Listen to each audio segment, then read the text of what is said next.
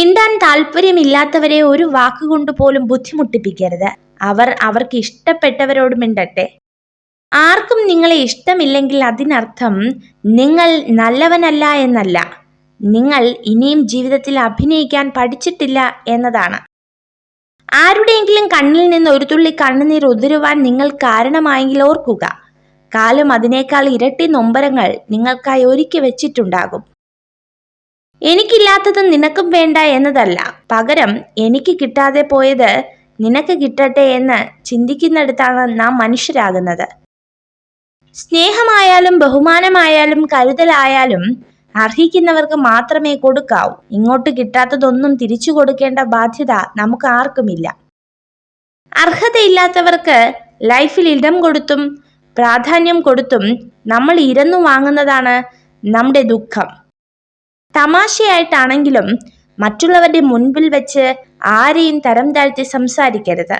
മുഖഭാവത്തിൽ അവർ പ്രകടമാക്കിയില്ലെങ്കിലും ഉള്ളിന്റെ ഉള്ളിൽ അവർ ഒരുപാട് വേദനിക്കുന്നുണ്ടാകും. നിങ്ങൾ സ്വയം ശ്രദ്ധിക്കാൻ തുടങ്ങുമ്പോൾ നിങ്ങൾക്ക് സ്വയം നല്ലതായി തോന്നാൻ തുടങ്ങുന്നു, മികച്ചതായി കാണപ്പെടുന്നു, മാത്രമല്ല ആകർഷകമാക്കാനും തുടങ്ങുന്നു. ജീവിതത്തിൽ വെളിച്ചം പകരുന്നവരും ഇരുട്ട് പകരുന്നവരുമുണ്ട്. അതിൽ ഇരുട്ട് പകരുന്നവരെ പൂർണ്ണമായും അവഗണിക്കരുത്. കാരണം ഇരുട്ടാണ് വെളിച്ചമെന്ന തിരിച്ചറിവ് നൽകുന്നത്. നമുക്ക് ചുറ്റുമുള്ള പല ജീവിതങ്ങളെയും അടുത്തറിഞ്ഞു തുടങ്ങുമ്പോൾ അവരെ അതുവരെ നാം നോക്കിക്കണ്ട കാഴ്ചപ്പാടുകൾ മാറും. നമ്മുടെ പ്രശ്നങ്ങൾ നിസ്സാരമായി തോന്നിപ്പോകും. പ്രതീക്ഷയുടെ തിരുനാളങ്ങൾ അണയാതിരിക്കട്ടെ. ജീവിതം ഉരുകിത്തീരുമ്പോഴും നാം ഓരോരുത്തരുടെയും മനസ്സിൽ എവിടെയോ പ്രതീക്ഷകളുടെ തിരുനാളങ്ങൾ എരിയുന്നുണ്ട്. അതാണ് മുന്നോട്ടുള്ള നമ്മുടെ പ്രയാണത്തിന് ഇന്ധനമേകുന്നത്. ആത്മവിശ്വാസം വിജയത്തെ കൊണ്ടുവരും എന്നതിൽ അർത്ഥമില്ല, പക്ഷെ അത് നിങ്ങൾക്ക് വെല്ലുവിളികളെ നേരിടാനുള്ള ശക്തി നൽകും. യാചിക്കുന്നവന്റെ മുന്നിൽ നീ അഹങ്കരിക്കരുത്, അഹങ്കരിക്കുന്നവന്റെ മുന്നിൽ നീ യാചിക്കരുത്. ജീവിതത്തിൽ വിജയം നേടിയവരെല്ലാം പ്രത്യേക കഴിവുള്ളവരായിരിക്കണമെന്നില്ല.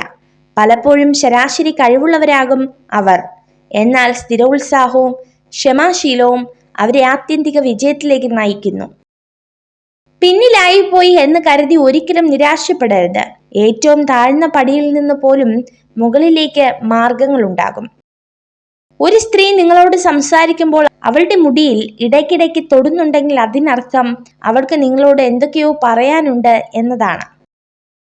സത്യം എത്ര വേദനാജനകമാണെങ്കിലും ഒരു ധൈര്യശാലിയായ മനുഷ്യൻ സത്യസന്ധനായിരിക്കും.